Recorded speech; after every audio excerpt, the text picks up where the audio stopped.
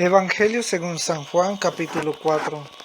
Cuando Jesús se enteró de que había llegado a oídos de los fariseos que él hacía más discípulos y bautizaba más que Juan, aunque no era Jesús mismo el que bautizaba, sino sus discípulos, abandonó Judea y volvió a Galilea.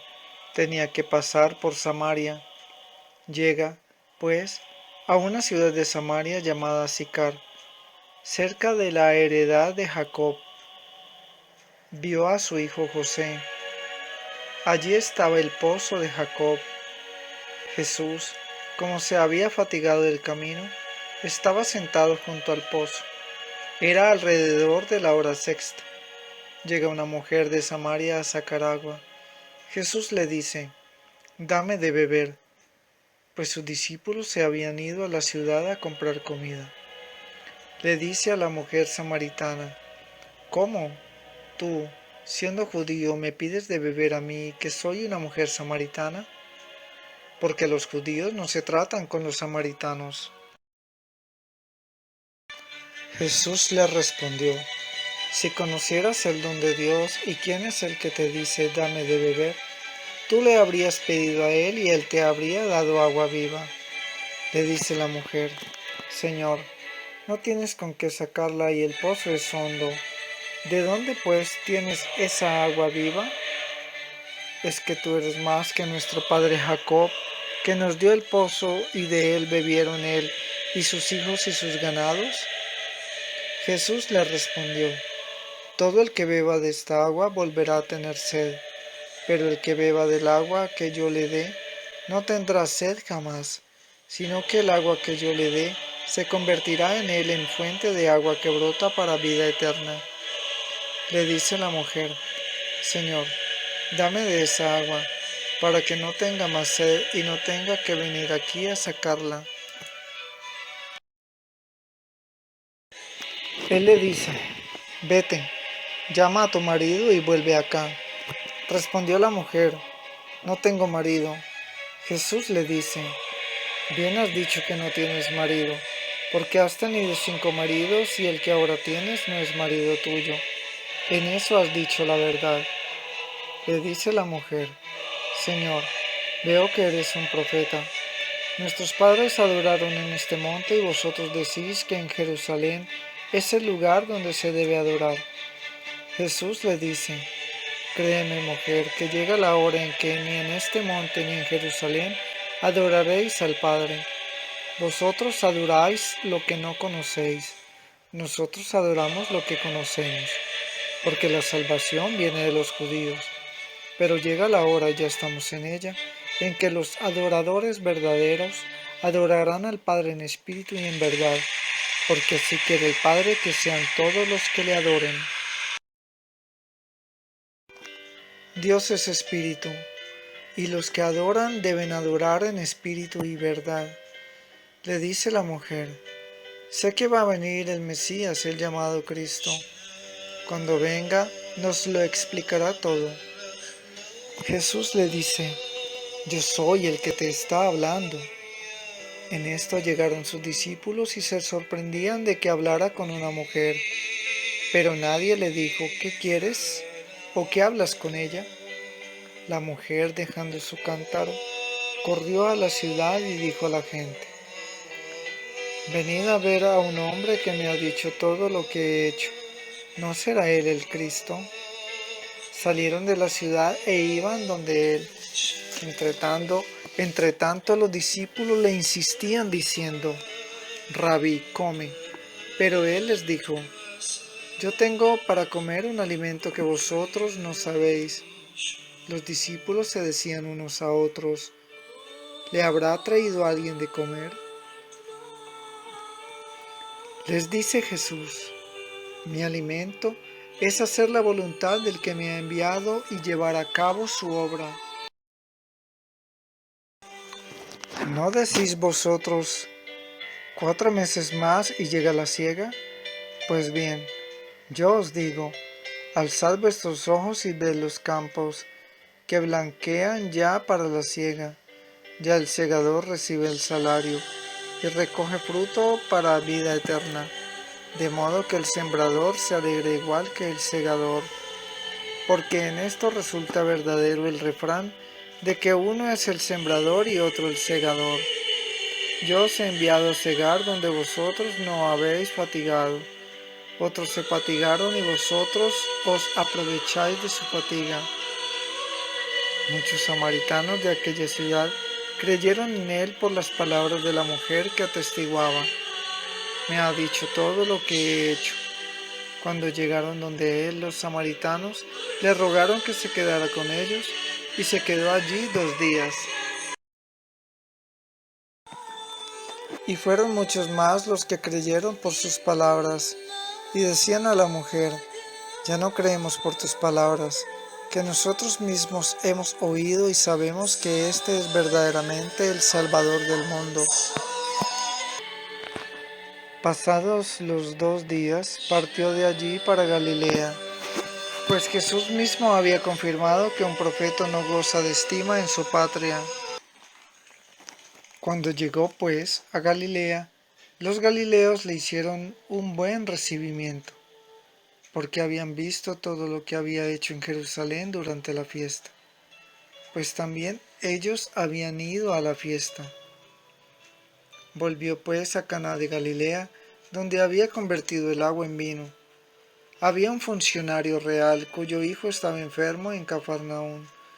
Cuando se enteró de que Jesús había venido de Judea a Galilea, fue donde él y le rogaba que bajase a curar a su hijo, porque se iba a morir. Entonces Jesús le dijo: si no veis señales y prodigios, no creéis. Le dice el funcionario: Señor, baja antes que se muera mi hijo. Jesús dice: vete, que tu hijo vive. Creyó el hombre en la palabra que Jesús le había dicho y se puso en camino. Cuando bajaba, le salieron al encuentro sus siervos y le dijeron que su hijo vivía. Él les preguntó entonces la hora en que se había sentido mejor. Ellos le dijeron: ayer a la hora 7 le dejó la fiebre. El padre comprobó que era la misma hora en que le había dicho Jesús: tu hijo vive. Y creyó él y toda su familia. Esta nueva señal, la segunda, la realizó Jesús cuando volvió de Judea a Galilea. Evangelio según San Juan, capítulo 5. Después de esto hubo una fiesta de los judíos, y Jesús subió a Jerusalén. Hay en Jerusalén, junto a la Probática, una piscina que se llama en hebreo Betesda, que tiene 5 pórticos. En ellos yacía una multitud de enfermos, ciegos, cojos, paralíticos, esperando la agitación del agua, porque el ángel del Señor bajaba de tiempo en tiempo a la piscina y agitaba el agua, y el primero que se metía después de la agitación del agua quedaba curado de cualquier mal que tuviera. Había allí un hombre que llevaba 38 años enfermo. Jesús, viéndole tendido y sabiendo que llevaba ya mucho tiempo, le dice: ¿quieres curarte? Le respondió el enfermo: Señor, no tengo nadie que me meta en la piscina cuando se agita el agua, y mientras yo voy, otro baja antes que yo. Jesús le dice: levántate, toma tu camilla y anda. Y al instante el hombre quedó curado, tomó su camilla y se puso a andar, pero era sábado aquel día. Por eso los judíos decían al que había sido curado: es sábado, y no te está permitido llevar la camilla. Él les respondió: el que me ha curado me ha dicho: toma tu camilla y anda. Ellos le preguntaron: ¿quién es el hombre que te ha dicho tómala y anda? Pero el curado no sabía quién era, pues Jesús había desaparecido porque había mucha gente en aquel lugar. Más tarde Jesús le encuentra en el templo y le dice: mira, estás curado, no peques más para que no te suceda algo peor. El hombre se fue a decir a los judíos que era Jesús el que lo había curado. Por eso los judíos perseguían a Jesús, porque hacía estas cosas en sábado. Pero Jesús les replicó: Mi padre trabaja hasta ahora y yo también trabajo. Por eso los judíos trataban con mayor empeño de matarle, porque no solo quebrantaba el sábado, sino que llamaba a Dios su propio Padre, haciéndose a sí mismo igual a Dios. Jesús, pues, tomando la palabra, les decía: en verdad os digo, el Hijo no puede hacer nada por su cuenta, sino lo que ve hacer al Padre. Lo que hace Él, esto también lo hace igualmente el Hijo, porque el Padre quiere al Hijo y le muestra todo lo que Él hace, y le mostrará obras aún mayores que estas, para que os asombréis. Porque como el Padre resucita a los muertos y les da la vida, así también el Hijo da la vida a los que quiere. Porque el Padre no juzga a nadie, sino que todo juicio lo ha entregado al Hijo, para que todos honren al Hijo como honran al Padre. El que no honra al Hijo no honra al Padre que lo ha enviado. En verdad os digo, el que escucha mi palabra y cree en el que me ha enviado tiene vida eterna y no incurre en juicio, sino que ha pasado de la muerte a la vida. En verdad os digo, llega la hora, ya estamos en ella, en que los muertos oirán la voz del Hijo de Dios, y los que la oigan vivirán, porque como el Hijo tiene vida en sí mismo, así también le ha dado al Hijo tener vida en sí mismo, y le ha dado poder para juzgar, porque es Hijo del hombre. No os extrañéis de esto. Llega la hora en que todos los que estén en los sepulcros oirán su voz, y saldrán los que hayan hecho el bien para una resurrección de vida, y los que hayan hecho el mal para una resurrección de juicio. Y no puede hacer nada por mi cuenta. Juzgo según lo que oigo, y mi juicio es justo, porque no busco mi voluntad, sino la voluntad del que me ha enviado. Si yo diera testimonio de mí mismo, mi testimonio no sería válido. Otro es el que da testimonio de mí, y yo sé que es válido el testimonio que da de mí.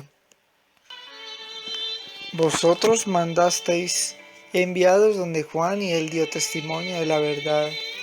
No es que yo busque testimonio de un hombre, sino que digo esto para que os salvéis. Él era la lámpara que arde y alumbra, y vosotros quisisteis recrearos una hora con su luz. Pero yo tengo un testimonio mayor que el de Juan, porque las obras que el Padre me ha encomendado llevar a cabo, las mismas obras que realizo, dan testimonio de mí, de que el Padre me ha enviado, y el Padre que me ha enviado es el que ha dado testimonio de mí. Vosotros no habéis oído nunca su voz, ni habéis visto nunca su rostro, ni habita su palabra en vosotros, porque no creéis al que él ha enviado. Vosotros investigáis las Escrituras, ya que creéis tener en ellas vida eterna. Ellas son las que dan testimonio de mí, y vosotros no queréis venir a mí para tener vida. La gloria no la recibo de los hombres, pero yo os conozco. No tenéis en vosotros el amor de Dios. Yo he venido en nombre de mi Padre y no me recibís. Si otro viene en su propio nombre, a ese le recibiréis. ¿Cómo podéis creer vosotros que aceptáis gloria uno de otros y no buscáis la gloria que viene del único Dios? No penséis que os voy a acusar yo delante del Padre.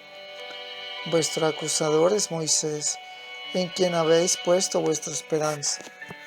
Porque si creyerais a Moisés, me creeríais a mí, porque él escribió de mí. Pero si no creéis en sus escritos, ¿cómo vais a creer en mis palabras?